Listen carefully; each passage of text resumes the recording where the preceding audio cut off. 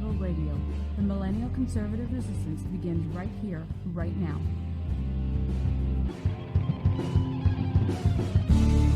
Oh, yes, indeed, ladies and gentlemen, boys, girls, children of all ages. The new millennial conservative resistance does indeed begin right here, right now, with you. You're listening to, and damn, I hope you're watching the HoloNet on the mighty, the powerful Mojo 50 Radio. Today it is Saturday. It is the, what the hell day is it? It is the 8th of January in the year of our Lord 2022, the first new HoloNet of 2022. And remember, 2022 is 2020. TOO. So, doing something a little bit different today. Apparently, I've not been using my microphone to its fullest possible extent. So, if you're getting a little more breathiness from my voice, there's a good reason for that. So, let me know. I've been informed by many that my soundcraft could use a little bit of work, so I am actually taking some classes on how to do this a little bit better, about directing your breathing, about directing your speech, and about using your microphone to its full capacity, which does mean pawing at it a little bit more and making sweet, sensual love to the microphone. Of course, can't do any of that on here because this is a family program, but welcome, ladies and gentlemen, to the new year of the HoloNet. I am aiming to be a bit more irreverent. Have a little more fun in life, because damn it, if you don't laugh, you cry sometimes. You really, really do. And got some heavy stuff happening. Heavy stuff striking in the news world. A couple of stories we're going to get to. We have the Supreme Court right now, the SCOTUS, if you will, very closely, carefully examining, poking, prodding, probing their way into Biden's OSHA vaccine mandate. The Biden ban. You get the jab or worky. What do they call that? No poke, no pay? I always thought no poke, no pay was $20 same as downtown. That kind of industry. But evidently I was wrong. Quick shout out to our patrons on Patreon, our HoloNet operatives, Jen Lee. Hope you're doing well. Got our highly unpaid remote working intern Sarah. She's probably going to be throwing some links down in the script. Sarah, how you doing? Let's see who else we got. I am terrible at names. I said hi to Jen.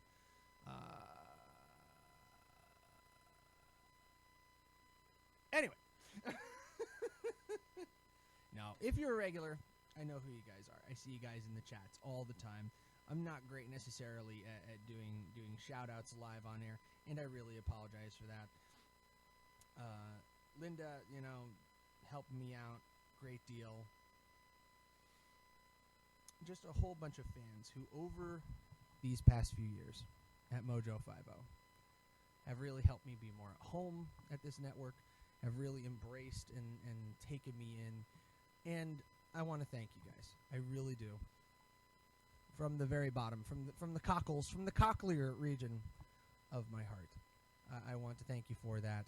And I want to thank all the new faces who have joined us here at the Mojo 50. If you haven't had a chance to take a look at our schedule lately, I strongly suggest that you do, because there's a lot more to see now. There's a lot more that's out there. Like the show that precedes this one immediately, previously was The Bakery, I believe. Now it is a new show, a new incarnation, if you will. That is the last of, let's see here. The last of the analog kids. You got Damn It with Beaver. The Robo Show and March or Die. At the Mic with Keith Malinak. Just some great stuff, man. The weekends are really holding it down here at Mojo 50, and it's been so impressive. Yeah, see, no pop filter. So impressive to watch this network grow and thrive. And it's because of you guys. It really is because of you. This is not PBS, where made possible from donations by viewers like you. But we do run a lot on donations. I know the Christmas Ornament Fund was very, very successful, and thank you for that.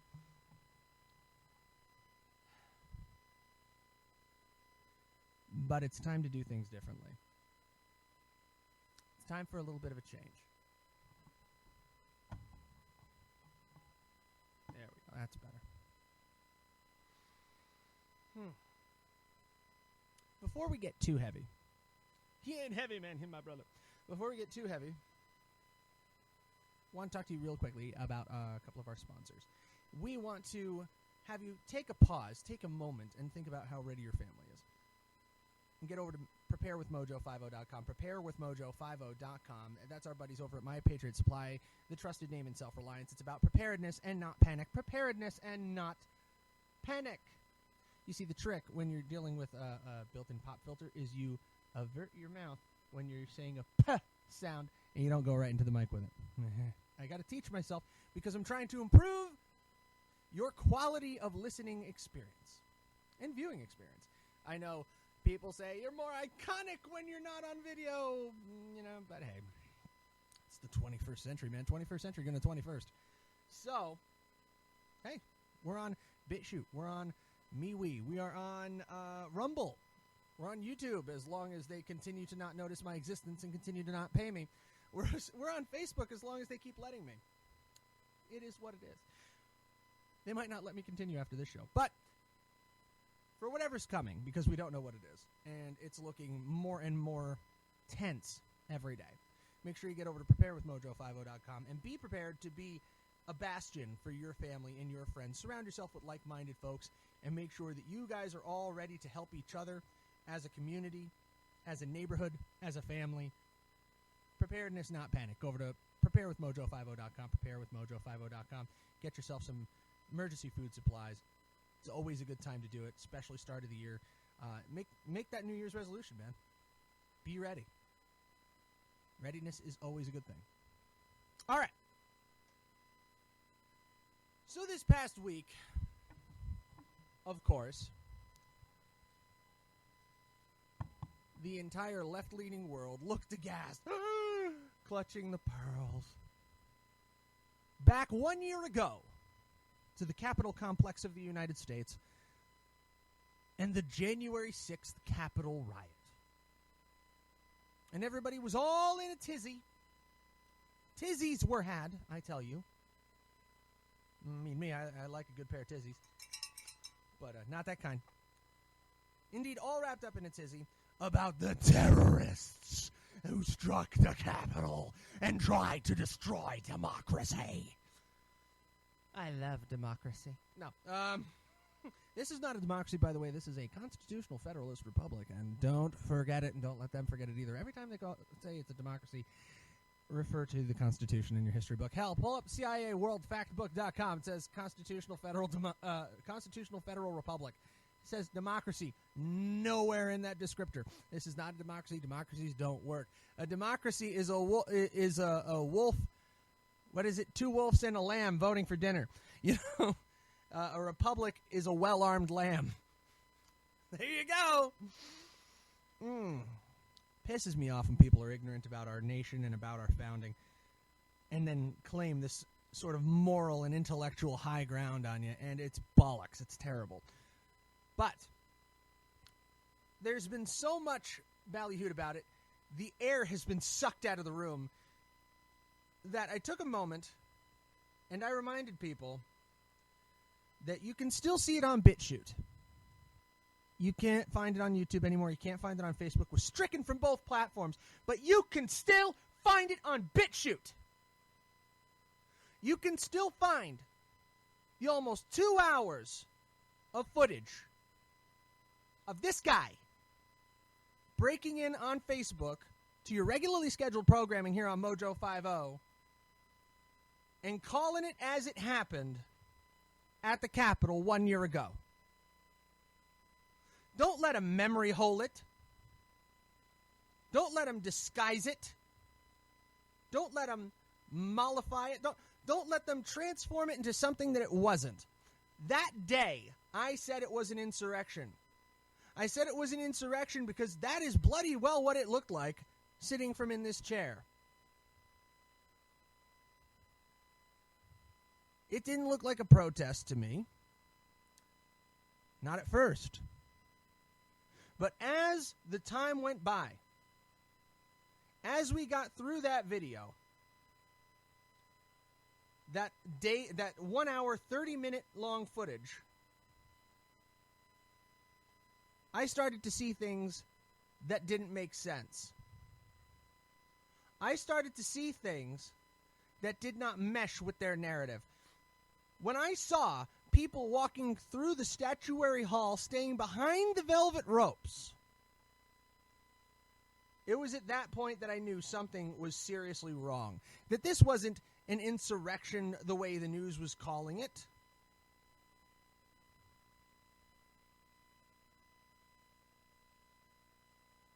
This was a protest gone bad. This was the work of agent provocateurs within the crowd. Where does this come from? This comes from 180 days of BLM and Antifa activists. I hate this. When you're inundated with the leftist diatribe in the media so long that you start using their terms and you allow them to pollute the language. Activists. They're not activists. They were rioters and arsonists. When you're seeing the rioters and arsonists from Antifa and BLM lighting cities on fire, hostily occupying entire neighborhoods for 180 days across 120 cities, causing $2.5 billion in damage and costing 25 people their lives. We saw that for a year on TV every day. And then patriotic supporters of President Trump and conservative principles and libertarian principles went to the Capitol. Went to the Capitol for the Save America rally, convinced, as I still am to this day, that the election of 2020 was corrupted and is constitutionally invalid. And this is an unassailable point that no one can argue with you. The states of Georgia, Wisconsin, Michigan, and Pennsylvania materially altered the place and manner of their elections without the approval of their state legislatures in direct violation of Article 1, Section 2, and Article 1, Section 4, and Article 2, Section 1 of the U.S. Constitution. That says the manner and place of the election of the legislatures of Congress must be set by the legislature of the state, and that the manner and selection of electoral college members is controlled by the legislator of the state, which devolves to how the election is carried out. Secretaries of state and governors unilaterally cannot change a state's electoral laws to allow for unlimited mail-in voting. They cannot unilaterally close polling places. It is unconstitutional in the extreme what these states did.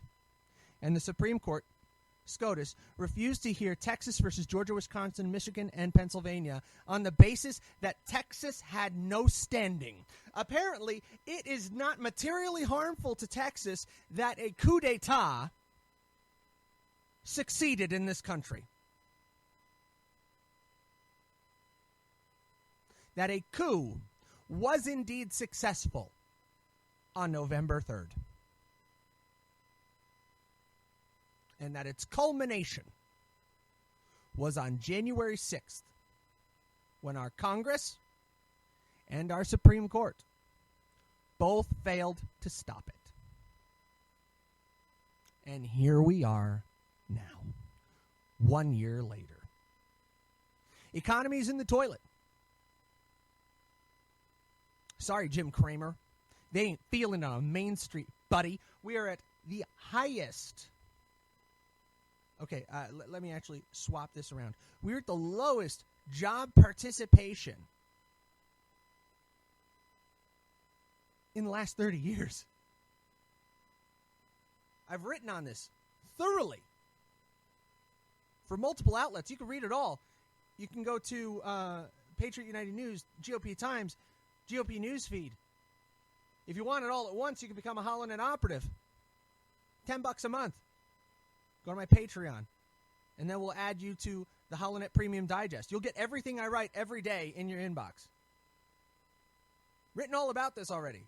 I talked to you about some. I talked to you on this show probably about, I usually pick like 4 or 5. I write 4 or 5 stories a day. A day. 4 or 5 political pieces per day. Political and news pieces.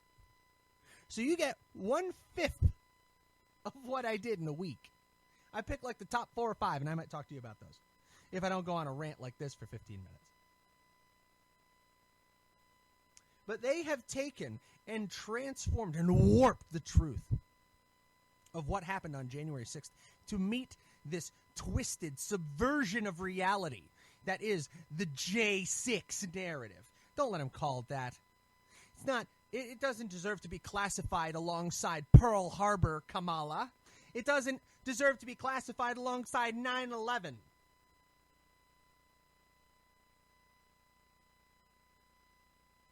One person died, and that's Ashley Babbitt, who was murdered in cold blood by Capitol Police. Only one who died. Officer Sicknick, whose death was tragic. Tragic. Did not die due to the riot. He died of a medical cause. Unrelated to what happened on January 6th. He would have died anyway. Tragic nonetheless. He was not killed defending the Capitol. Was he an honorable man? I'm sure he was. Was he a good man? I'm absolutely sure he was. Most of our law enforcement officials are.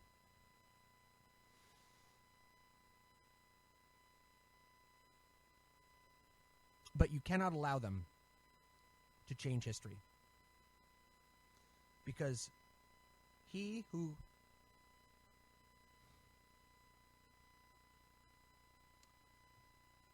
controls the past controls the future.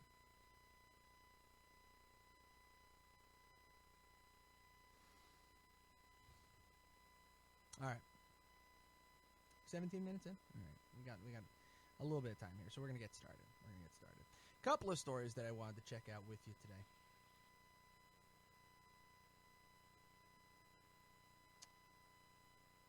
Okay. News today. Hang on. Oh, breaking news story, so. Oop. That didn't work. Oh, no, really?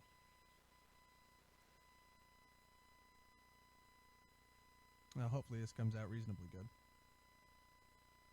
I don't know why my speaker settings were messed up. Let's see here.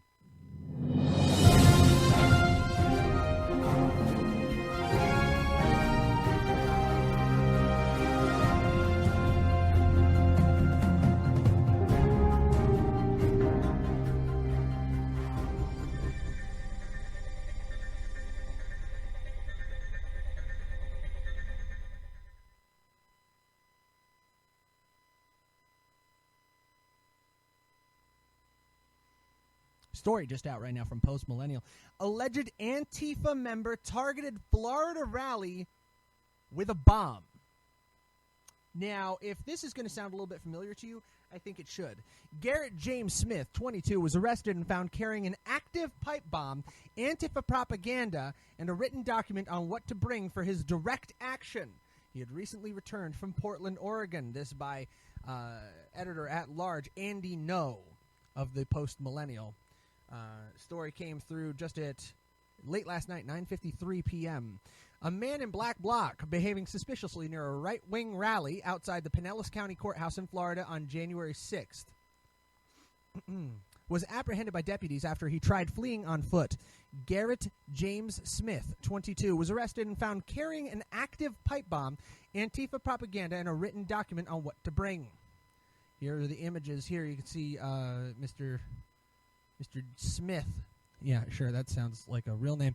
You see Mr. Smith in his black bloc clothing. An Antifa iron front symbol emblazoned on his helmet. More explosive tape and nails found at his home. And his document, his direct action checklist, or DAC, D-A-C-K, with a strange umbrella logo on the left-hand side here. Don't know what that was. If you look at it, it's a list of what to have. Armor. Block helmet, shaded goggles, black vest. Concealable, look like. Black shin knee guards, black elbow pads and wrist guards, black shoulder pads. That's interesting. His penmanship's horrible. Sheriff Gualtieri said that Smith is refusing to cooperate in the investigation. Smith has been charged with 3 counts of making, possessing, or discharging a destructive device, in addition to a charge of loitering and prowling. He does not have a prior criminal history. His bail is set at $300,000. Florida doing it right. Naturally, you get on Twitter, there's a bunch of apologists going, no, he didn't do anything. He didn't do anything. Yeah, sure. Does this smack a little familiarly? Familiarly. Yeah, that's actually a word.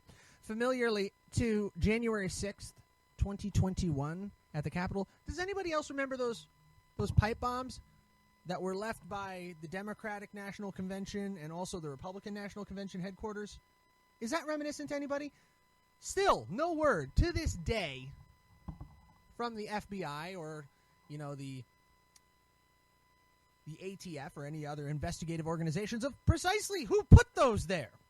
Now, there's a lot of scuttlebutt going on the left-hand side of things going, doesn't he look just like Marjorie Taylor Greene? Yeah, alleging that a sitting congresswoman tried to blow up her own party headquarters. Sure. Why not? Morons. So, that kind of insanity is taking place right now in real time. And then we get this. This is going to lead to a story that's going to be published a little bit later on today, my take on it. But a Democrat January 6th vigil by the Democrats, okay? So, not any conservative movement here. A Democrat January 6th vigil on the National Mall to remember the attack on democracy that occurred on January 6, 2021 was organized by the same Antifa-affiliated woman who planned the disruptions of the inaugurations of both President George W. Bush and President Donald Trump. She co-founded and organized the group that terrorized Senator Josh Hawley's wife and newborn baby last year due to his objections to the 2020 election results. Meet Liz Butler. Yeah, going to be a little story about her in the GOP Times this week. I just finished it up this morning. It's not printed yet, but our good friends at the Federalist hit the ground running on this one and did a great job. Want to just give my professional kudos to Jordan Boyd. Fantastic write-up here about her background. But, yeah, this is the co-founder of Shutdown D.C. Yet this is the person that was chosen by the Democrats to be the proverbial banner carrier for their candlelight vigil on the National Mall to remember that horrible day. That horrible day when Alexandria Ocasio-Cortez, who was in a completely different building at the time, cowered under her desk even though nobody was in the hallway and got yelled at by a police officer. Yelled at by a cop. Because anybody who's mean to Alexandria Ocasio-Cortez evidently wants to her. So, I don't know. Maybe that cop looked at her and went, yeah. No, it just doesn't work when I do it. I got to see if I can ever book the Hodge twins. But, yeah. How ridiculous it is to see the Democrats in their utter desperation to hold on to power, because in 2022, they are screwed. They are screwed blue with a 22. Okay? And they know it.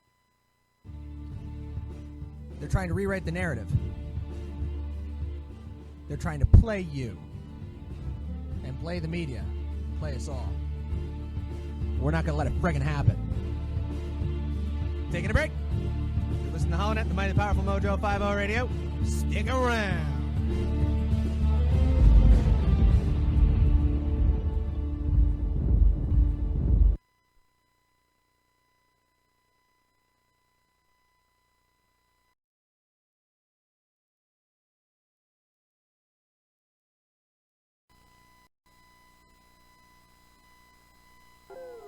Hip-hop died is full of guys who cannot even rap. Facts. Media dividing us by colors, white or black. Facts. If you believe in Jesus, these days Christians get attacked. Facts. If you don't hate police, then everybody thinks you're whack. And everything's so connected. Black Lives Matter got so aggressive. White folks who agree can't support the message. Both sides go to war because they don't respect it. Our social climate from the global tension turned to total violence and a whole depression. We can unify and then I'll go against them, but we let them divide us with votes and elections. Hey, the music we bump, all about shooting guns and doing drugs. Hey, whoa. The things that we want are promoted subliminally through the songs like, you need a fast car, you need designer clothes, you need a rap star to tell you to start popping pills, hit the blunt and go live at the club till you're broke. It's all controlled by the elites, put fake news all over our screens, convincing the right to go fight with the left and distract from the fact it's each other we need.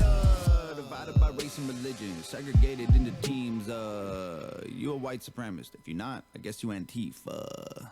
Screaming from the rooftops, beat down better. Turn us on each other now, no lives matter. If we do what the news wants, blood gon' splatter. Turn us on each other till no lives matter.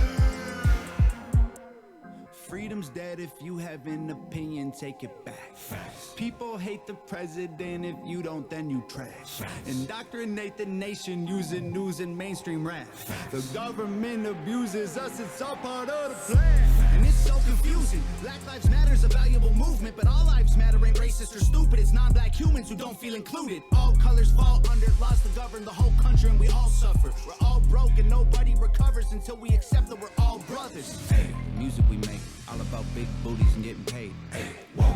We watch the news and it fills up our brains with violence and riots and race. Like, this is a race war. You need to hate more.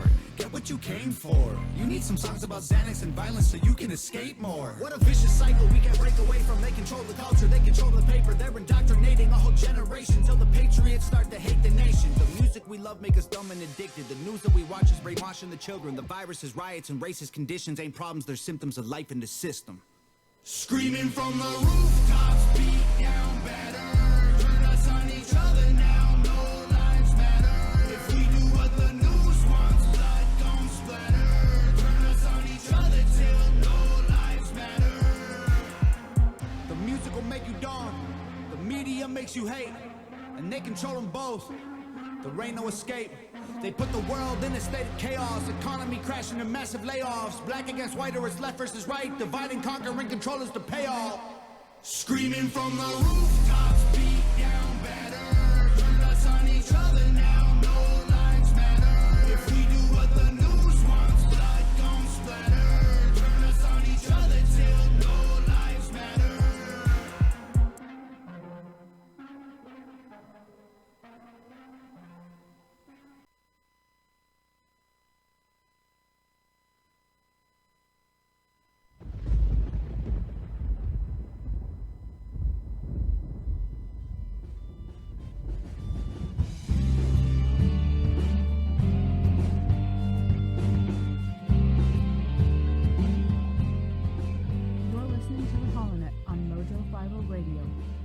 Conservative resistance begins right here, right now.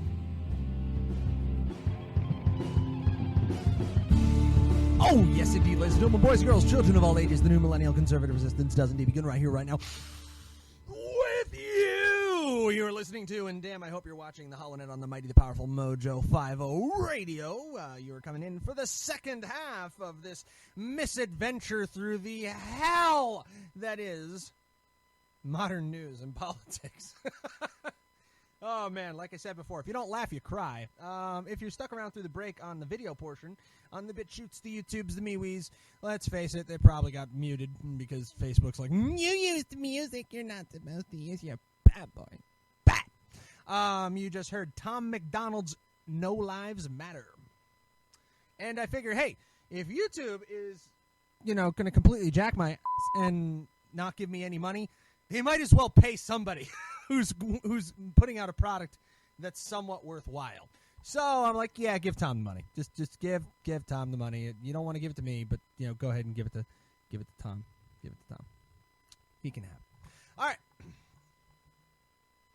Before we went on to the break, we were talking about the candlelit vigil that was being organized by Liz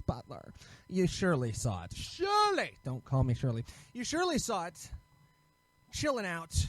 All your Democratic members of Congress who are just appalled, horribly appalled, shocked and appalled that the Republicans didn't join them on the steps of Congress for their candlelight vigil for the law enforcement.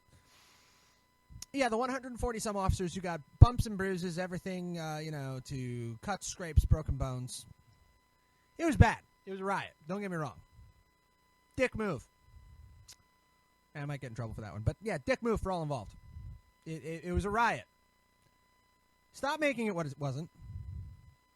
This was not the storming of the Bastille. You know why? The storming of the Bastille actually friggin' worked. This isn't the storming of the Bastille. This was a protest, a truly peaceful protest that President Trump repeatedly called on to be peaceful before, during, and after, which the media wants to absolutely snow job you on, and the completely false, hyper-partisan, just complete and total show that Nancy Pelosi and Liz Cheney and Adam Kinzinger have been putting on wants to convince you was designed and directed by the Red Right Hand. That's a good song. Sorry, a little musical reference there. If anybody gets that, I will be impressed. But they are implying that President Trump did everything but put a gun to Congress's head. It's just not true. It's just not true. Now, before the break, I'll talk about the authoritarianism later. Before the break, we were talking about the narrative of the Capitol takeover. And one of the best pieces of work I've seen about this doesn't even come from this fucking country. Comes from Josh Fermi, or Firm. I hope I'm pronouncing that correctly. Notified him on Twitter. We're going to be talking about this today. So, hey, if he hits me back in the at, I guess I did good. But he writes for LotusEaters and takes part in the LotusEaters podcast with the inimitable Sargon of Akkad. And he writes, countering the narrative of the Capitol takeover. And it truly is an impressive piece of work. He puts together the photos, the causes, the Capitol rear entrance violence. He puts it all together in one place for you. He writes, these images seek to clear up many of the misconceptions about the events at the U.S. Capitol on the 6th of January 2021. The two sets of images are ordered chronologically. All were taken by a citizen journalist who wishes to remain anonymous. I would like to wish them special thanks for the time and effort they spent in both taking these photographs and explaining them. The causes images section seeks to illuminate the reasons that brought many to the Capitol, as there has been much widespread disinformation about the motivation of attendees. Contrary to reports of much of the press, the crowd was by and large not made up of white supremacists or bigots. The pictures show that more often than not their primary motives were fairness, democracy, and human rights. The Capitol rear entrance violence section seeks to shed light upon what really happened in the area where most of the violence occurred. This is where Capitol officer Brian Sicknick was injured and collapsed before dying in the hospital. He writes from the injuries incurred, but most of the articles that I've read have said that Officer Sicknick died of an unrelated medical issue that was plaguing him anyhow. Now, the violence certainly exacerbated it, but it would have killed him anyway. That is what I have seen. If I'm wrong, let me know. This section continues to help counter the narrative spread by Joe Biden and Kamala Harris, who continue to claim that protesters were met with little resistance, alongside their insistence that this would have never happened had they been Black Lives Matter supporters. So, in other words, it's bull. Purely. He also wrote, on the 5th of January, America, do not forgive, do not forget. Okay? The one-year anniversary of January 6th Capitol riots saw many of the usual suspects trotting out the line that it was an attempted insurrection, as well as a few surprises. One such surprise was Ted Cruz, who described the event as a violent terrorist attack and then prostrated himself in apology to Tucker Carlson in claiming that he had merely been referring to the people who attacked police officers. Ted, listen to me, Ted. Ted, I had such high hopes for you. You're dead to me, Ted. You are dead to me. Dead to me. That's not a threat, Capitol Police. Damn it. That's saying I'm never, ever going to support Ted Cruz again. Not after that. Dude, I'm sorry. I have to agree with Tucker Carlson. And Tucker Carlson sometimes, a lot of people, Tucker's the GOAT. Don't get me wrong. I have to read Tucker because his voice just, I can't listen for any extended period of time to either Tucker Carlson or Sean Hannity. I really can't listen to either of them for any stretch. They're not El Rushbo. They're not Glenn Beck. They just don't have the right kid. It's a nasally cat. Sounds more like Ben Shapiro. But I can't listen to him either. It's just their voices hit my ear wrong. I love reading their work. I agree with a lot of what they do. But there's no showmanship. Tucker, he just always has like this look on his face. Like, maybe that's just my screen caps. I don't know. But his performance on Tucker Carlson was abominable. Just abhorrent. It was terrible. Somebody who chooses his words that carefully for a living. Somebody who argued before the Supreme Court was one of the winningest lawyers. That's actually a word. Look it up. One of the winningest lawyers against the Supreme Court in the history of Texas. Does not just throw around the word terrorist willy-nilly. It has legal and moral implications, as Carlson said. So, Ted, sorry, bud. You're done. I wasn't going to support Ted for president or anything like that again. I really don't think he's the right man for the job. But I was hoping that under, Trump 2.0 or under the DeSantis Trump Jr. ticket or whatever shakes out of the 2024 race that we might see Associate Justice to the Supreme Court, Ted Cruz. I was hoping that. But now it's like, dude, I think you might be done. Might be time to pack it in. Stay in the office, continue voting and doing the good things that you're doing, but you might just want to sit down and shut up for a while. Just keep your mouth shut and continue to keep Beto out of that office. And maybe in a decade or two we can revisit you, but you kind of screwed the pooch for now. So that's my view on Ted Cruz. Old Teddy boy. Oh, Teddy boy. The rioters, they weren't terrorists. You're a lawyer and you're supposed to know the friggin' difference. Anyway. As I was reading. Less surprisingly, you had the vice president. I don't think she's rightfully vice president. Kamala Harris. Comparing the Capitol riots to 9/11 and the Japanese attack on Pearl Harbor, she had no doubt suppressed one of her characteristic evil cackles at the thought of such a malevolent and politically motivated comparison. Never mind the thousands of Americans who lost their lives in both tragedies, or the families, the victims of both atrocities, insulted by such inaccurate comparisons. Still, the line was defended by Press Secretary of the Biden regime, Jen Psaki, who formalized such interpretations of the scenes at the Capitol in the official canon of the Biden presidency. Joe Biden, in his speech on the one-year anniversary of the event, proclaimed how he was about to describe God's truth.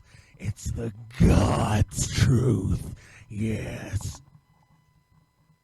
If I hear that man tell me he's saying the God's truth, he's telling the God's one more, I may reach through the screen metaphysically and just slap the taste straight out of his mouth. Bah! Done. I could not stand it. I had to watch this. It's my job to watch this crap. And I'm just raging at the screen. Like, no! Dude, what is wrong with you? Simmer. Before repeating the fake news storyline that told observers around the world that the U.S. Capitol officers have been physically attacked with fire extinguishers. Chucking one in the general direction is a little different. Okay? Biden also described the events as, quote, an armed insurrection. Except there's a problem. Unless you're counting the American flag spear thing that Mr. Jacob Ainsley Ansley, I think it was. I saw him here in Phoenix. Like in November. I was at the same thing as him. Another video that YouTube pulled down on BitChute. You can check it out. It's called Buffalo Man Speaks. Anyway. If he's referring to, like, the spear with the American flag on it, or chucked fire extinguishers, or when they stripped, like, the riot shields from the cops and the collapsible batons and were whacking them with them, that's not what people think of when you say an armed insurrection. They think of the boom-boom. They think of the original point-and-click interface. They think of the way that Mr. Cult made all men equal. Okay? They're thinking guns. And one, count them, one, solo uno, in this case una, because it was a woman, got shot that day. And that was Ashley Babbitt in cold blood. While security forces of the Capitol were next to her. And could have easily pulled her back away from the door. She died needlessly that day. There was no reason for her to be shot. But she was shot and killed at the Capitol that day. And her death will be remembered and echo through the ages. Officer Sicknick's death, tragic. Tragic. Of course, you mourn for him as well. But he was not murdered in cold blood in the halls that belong to the American people. Ashley Babbitt was. And to tell it any differently. What was it they said in the movie Chernobyl? It incurs a debt to the truth. And that debt is always paid, no matter how long it takes. Obviously, Fermi writes. Firm or Fermi. Sorry, dude, if I'm getting it wrong. Really. Never heard of you before, but... Obviously, such descriptions invoke imagery of firearms, but as you will see below, this was not the case. Blatant and unapologetic lies. Of course, the use of the adjective insurrection when describing the events on January 6th was repeatedly parroted by Democratic Party members far and wide, along with the few treacherous Republicans like Mitt Romney. The corporate media, too, branded it all around the world with no regard for its appropriateness. I, too, fell into that trap, as you will hear on the video at the time. I fell into the trap of referring to it as an insurrection. I've used the word in writing, and I am not happy about it. Still not as bad as Ted Cruz calling them terrorists. Never did that. But this was not an insurrection. Somebody asked me online, and I was being a spicy boy at the time, what's the difference between a riot and an insurrection? I said, if it's what's the difference with an insurrection? I said it's an insurrection if it's successful. No, it was insurrections get put down. If it's successful, it's called a revolution. That's not what this was. If it is, then that was the most half insurrection ever. Horribly executed. That's not what it was. It was a bunch of people angry with their government, rioting, storming through the Capitol at the tip of the spear.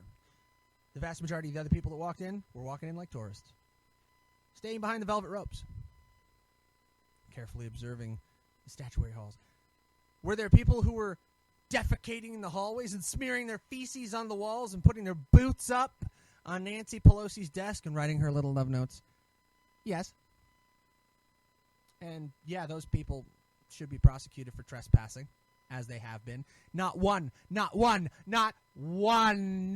person has been prosecuted for insurrection. The most severe prosecution so far has been for trespassing and assaulting a police officer. Dude got 5 years. Man in Florida. His name presently escapes me. Show notes, guys. Show notes.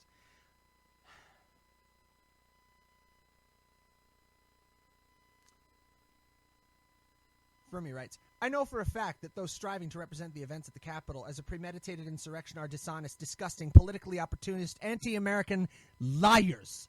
These words below do not begin to communicate my utter contempt toward them. Below I will outline all the work that we have done here at LotusEaters.com, work I am incredibly proud of, and I must laud and applaud and give that old coveted pat on the back to my colleagues over at Lotus Eaters. Fantastic work. Fantastic work. To correct the narrative on what truly happened at the Capitol building January 6th. On January 7th, 2021, one day after the supposed insurrection, Firm and Lotus Eaters contributor Hugo Hithliday compiled a timeline of the events to the exact minute. A year later, the list has held up surprisingly well to the emergence of new information, and very little has actually had to be changed, despite the complexity and fast-moving nature of the events. And they avoided much of what the corporate media would call misinformation, which, ironically, they themselves have since propagated. They went around and verified their work, had a 4 to 5 hour conversation with a photographer who attended the events, and curated the compilation of photos that I showed you before. Best representing the plurality of the causes being advocated at the rallies and the violence between Capitol Police and rioters at the rear entrance of the building. To get an impression of the events from the Democrats, you might assume that the whole event was a premeditated coup.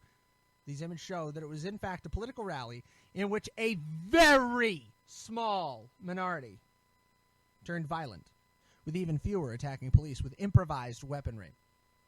Also worthy of note, Hugo did a summary of the events of the run-up of the takeover, as well as a series of profiles on those implicated to establish where those people really were. Throughout all of this, though, throughout all of it, no word on who set the pipe bombs at the Capitol. None. Real quick, want to tell you about another group of people who are working hard to fight for the truth. No matter what you think of his conclusions, Mike Lindell and the people over at MyPillow have been fantastic supporters of Mojo 50 Radio, and we support their cause of searching for the truth and doing a good business. You know, they support so many great conservative and libertarian shows and so many great networks, and they support us here on Mojo 50 Radio. So please, go on to MyPillow.com, pick yourself up some bedding, pick yourself up some slippers. The classic MyPillow right now is $19.98 with your promo code. Holy crap, regular price like $70. Giza cotton pillowcases. I love the Giza Dream Sheets. I have the Giza Dream Sheets. They're right now buy one, get one free with your promo. Promo code MOJO50, MOJO50, MOJO50. Get on MyPillow.com, MOJO50. Start the new year with some comfort. You can get the Giza Elegance MyPillow, $29.98, normally $90. I might get one of them. Guys, these are some of the best ways that you can support the HoloNet and you can support Mojo 50. Speaking of ways you can directly support the HoloNet, I'm just going to throw directly to the HoloNet store, because link's going to be in the description, as always, of course, or you can go to theholonet.com, which badly needs an update. But I've put together some new designs for you. Don't Tread on Me, No Step on Snick. The Don't Tread on Me Gadsden, that's available there. And also the Tree of Liberty. This one I particularly like. It's an all-over print unisex tee. It's available in red, white, and blue, depicting the Tree of Liberty and saying, check this out, must be refreshed from time to time. I like it in the white. I ordered it in the white. Should be coming soon. I like it because it looks kind of newsprinty. You got your HoloNet logo there on the shoulder. But check that out, the Tree of Liberty. I love that. In addition, I also have one more new design, and that one is I did not consent to be governed by you. Focusing on the Declaration of Independence notion that just power is derived by the consent of the governed. I did not consent to be governed by this government. I did not consent to be governed by the woke. So you can pick that up now. That's on the HoloNet store.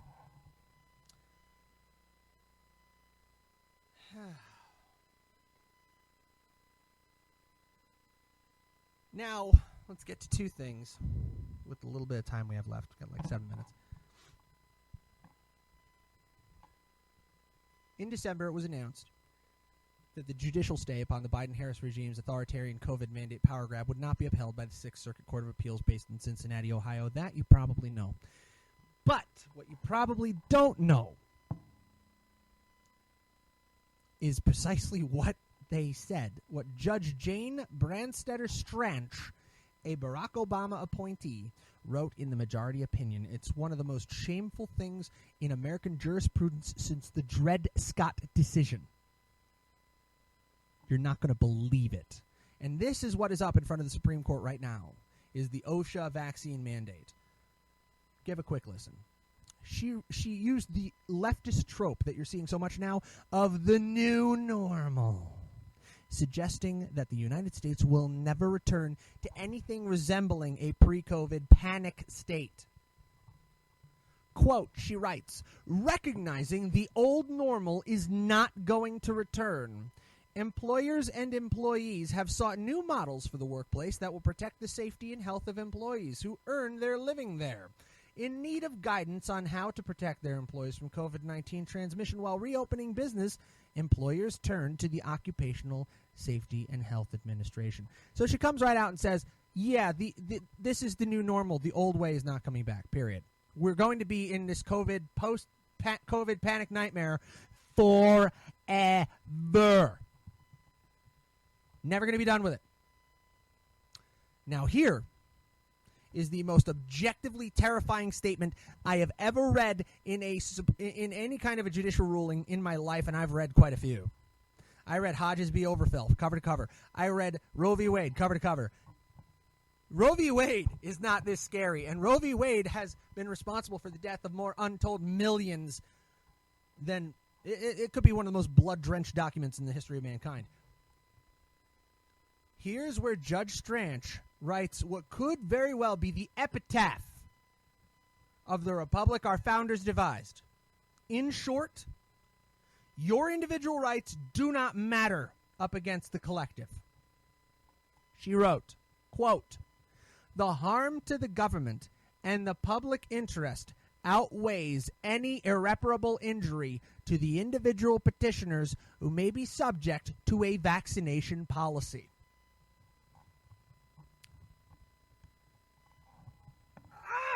I mean, my brain, I got a hemorrhage when I read that. It broke me for a minute. The harm to the government.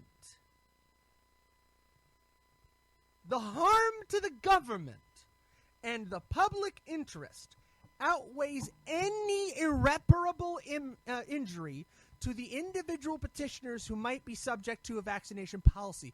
What in the earth-rending are you out of your mind? In an American court, Justice Stranch wrote unflinchingly, and this caught the majority, this caught a 2 out of 3 ruling because it was just 3 judges. It wasn't the whole session of the appellate court. It was judged by 3 judges. She wrote that your individual rights, an irreparable injury to you, up against harm to the government and the public interest, doesn't matter. You lose your job, too f***ing bad. You lose your house, too f***ing bad. You lose your ability to provide food for your children, too f***ing bad. Get the jab. Get the shot. Do it now. Your rights mean nothing up against the needs of the collective. This is what is being ruled upon in the Supreme Court. This is the hearing that they're listening to. You can check the ruling if you want. It's there in black and white, clear as crystal, plain as day. We are dealing with the most evil times in the history of this nation, where the rights of the individual have been weighed against the needs of the collective and of the government. That's the part that's the most galling. The needs of the collective and harm to the governments have been weighed as superior to the rights of the individual in the United States of America. It's unacceptable. It's horrifying. Judge Joan Larson, a Trump judicial appointee, wrote the dissent and offered us some hope. She wrote, as the Supreme Court very recently reminded us, our system does not permit agencies to act unlawfully, even in pursuit of desirable ends. She references the Alabama Association of Realtors versus Department of Health and Human Services. The majority's theme is that questions of health, science, and policy lie beyond the judicial ken. I agree. But this case asks a legal question, whether Congress authorized the action the agency took. That question is the bread and butter of federal courts, and in this case can be resolved using the ordinary tools of statutory interpretation and the bedrock principles of administrative law. These tell us that the petitioners are likely to succeed on their merits, so I would stay the OSHA emergency rule pending final review. Now, the Supreme Court is hearing this case. They're also hearing the reconsideration of Roe versus Wade. And my heart aches and I tremble in anxiety about this, because this is the same court that refused to hear the original jurisdiction case of Texas versus Georgia, Wisconsin, Michigan, and Pennsylvania, that refused to step in and exercise their constitutional duty to resolve controversies between the states.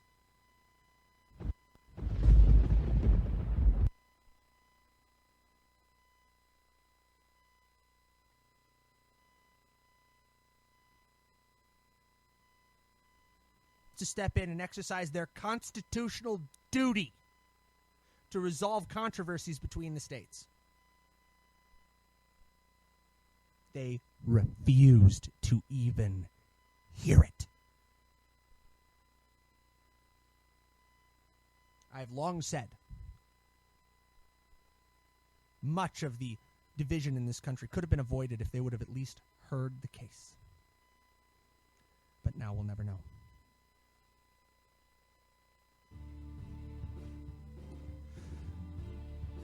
Pray, folks. Say a prayer.